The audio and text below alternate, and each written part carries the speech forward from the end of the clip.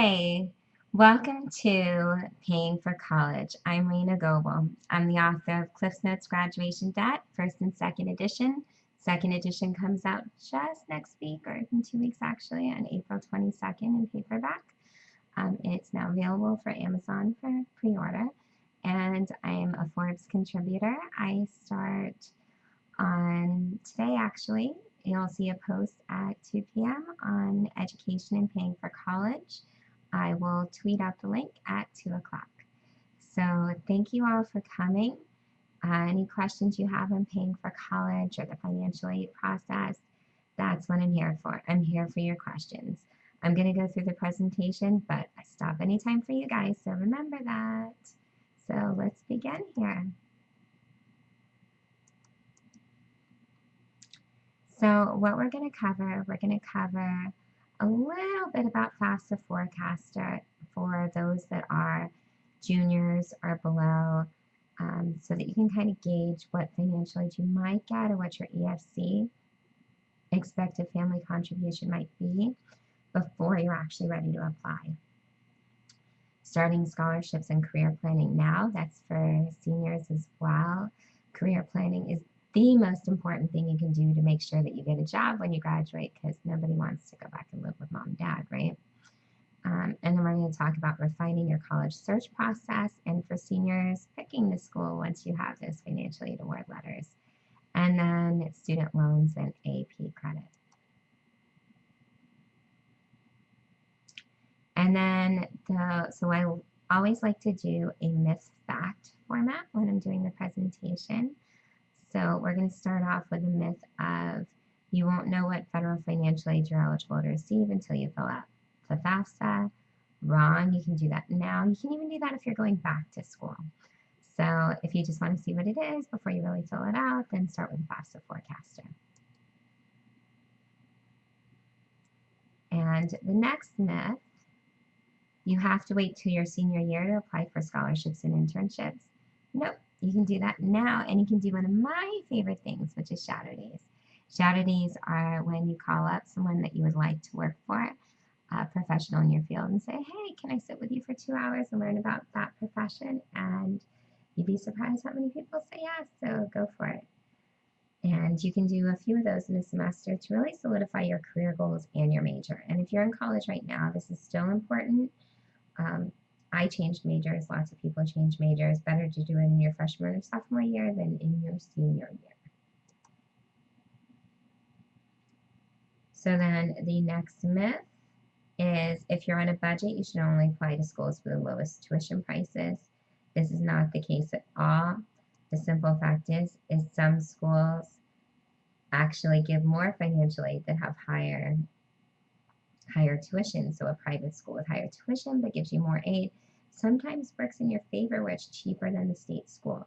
You just want to apply to the schools you like, that especially if the net price calculators, those calculators on the school websites that give you an idea of what you might be able to expect in aid, how those work out, and see what happens. But you want to apply to a wide variety of schools. And you should concentrate on the highest dollar scholarships. This is so not true, because 10 $1,000 scholarships is the same as a $10,000 scholarship. Always apply to the ones you have the most chance of getting, which isn't necessarily based on price at all. Like, you may have a great chance at a $10,000 scholarship. Speak with your high school counselor and find out your own personal game plan. And then this is absolutely my favorite slide. You shouldn't fill out the FAFSA if you don't wish to take out student loans. Not true. Still fill out the FAFSA even if you're going for the follow next year if you haven't filled it out yet, because even though it may be late for many school scholarships, you do want to see if you qualify for grants, or you want to be in line in case something opens up. So you just really want to always make sure you fill out the FAFSA. Just get in the habit. Like exercising every day. You want to fill out your FAFSA every year. It doesn't matter how much you borrow, because you'll be able to afford to repay your payments when you make the big money after graduation. Yeah. Big money is relative, and you really do want to think about what you could pay back in 10 years with 10 to 15% of your entry-level salary in your field. Here's an example of a few professions: high school teacher, reporter, biologist, and this is, so what is the monthly payment on a 10-year loan with $20,000 of federal student loan debt? About $230 right now.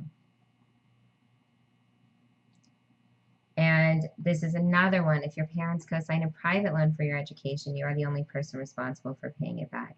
So not true. They are on the hook too. Co-signing means it's their loan as well. So be very careful of private student loan debt. And all AP classes will help you graduate faster. Also not true. You really want to check with the school that you're going to as far as what they're going to accept.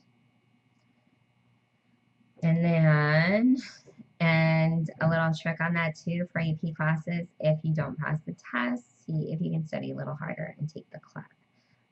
CLEP tests are very similar to AP tests and can be taken over the summer, and you just want to see, well, if you have the knowledge, could I still pass out of that class? And you can't plan for miscellaneous expenses. Not true. You can call financial aid and or student money management offices at your respective campuses to discuss expenses. You can also utilize online calculators specifically for college budgeting. So go to my website if you'd like more information, such as the calculators. Tweet me at Raina Goebel if you have further questions. I am always available. And that's also where you can see the link to my Forbes column that will be going up around 2. So any questions, guys? Because I'm here to answer your questions. I'm going to give you a few minutes. You can ask any questions on financial aid, or what should I do with this award letter that I just received? What if my dream school didn't admit me? What do I do now? Should I start thinking about my backup choices, or is there still time for new backup choices? So I'm going to give myself a count of 15 to see if anyone has questions for me. And if not, then we'll sign off. So 1, 2, 3, 4, 5, 6, 7, 8, 9, 10, 11, 12, 13, 14, 15, 16, 17, 18. Oh, we have a question from Gay Simmons. Hi, Gay. And what is the typical debt a student should expect to have per year? Well, it really depends. It depends on what school, etc. I think anything under long-term 60,000 is okay. In general, you want to pay it back in 10 years, 20,000 total. I always suggest trying to stick to the federal student loan limits, which right now are $5,500 for a dependent student entering their first year. So that would be my suggestion, is to just not borrow beyond those federal student loans if you can help it. Okay, so any other questions? I'm going to do another countdown. And thank you, Gay, for that helpful question. I'm sure everyone was glad to hear it. So 1, 2, 3, 4, 5. Oh, we have a question from Nancy. Oh, Nancy's returning to school to get a master's degree, and she's a doctor. Is it worth applying for financial aid? Sure. You wouldn't have qualified for subsidized loans anyway, because the graduate school doesn't have subsidized loans. You still can get unsubsidized loans. You can make $1 zillion and do that. So I wouldn't worry about that. When it comes to unsubsidized loans, since you're a doctor, part of it can be forgiven after 10 years, depending on what your income is. So you want to look at that. You also want to look to see if there might be scholarships. So yeah, it never hurts. Apply. It takes an hour, and if you want student loans, that's certainly a possibility. If you're looking for more aid, that may be a possibility too. And remember, there's merit scholarships. So talk to the major department and see if merit scholarships might be available for you too. So great question. So again, countdown, and we'll see if I have more questions. 1, 2, 3, 4, 5, 6, 7, 8, 9, 10, 11, 12, 13, 14, 15. Okay, as I sign off, I will see if there are more questions that pop up. First of all, thank you everyone for being here today. I really appreciate it. You can, especially people that will be watching it later on demand, remember I'm always available on Twitter, so ask away on Twitter at Raina Goebel. And my book, the next edition of Close Notes Graduation Debt, comes out on April 22nd. And get one more question. Gay asked, can you send out your presentation?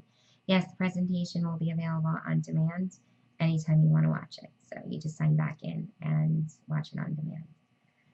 So thank you, Gay, for that. And again, the countdown, I always like to start over with a countdown just so I give you guys time. 1, 2, 3, 4, 5, 6, 7, 8, 9, 10, 11, 12, 13, 14, 15. Thank you all for joining me today. Again, Close Notes Graduation Debt, the second edition, comes out April 22nd, available for pre-order on Amazon. And I look forward to seeing you next time. Feel free to tweet me anytime at Raina Goebel. Have a wonderful day, everyone. Goodbye.